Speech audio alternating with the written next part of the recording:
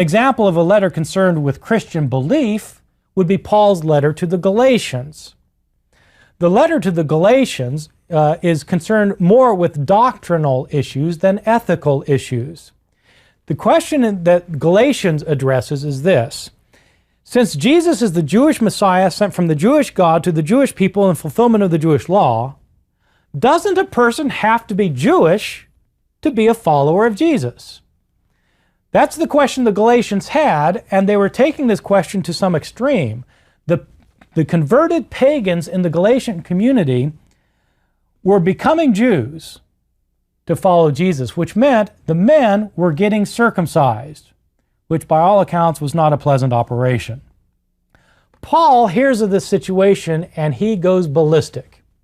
Galatians is an angry letter. It's the only letter from Paul's hand which does not begin by Paul thanking God for the congregation. Paul thinks that the Galatians have gotten it completely wrong because they think that a person has to keep the law to be right with God, whereas the law cannot make a person right with God. Only faith in Christ can make a person right with God.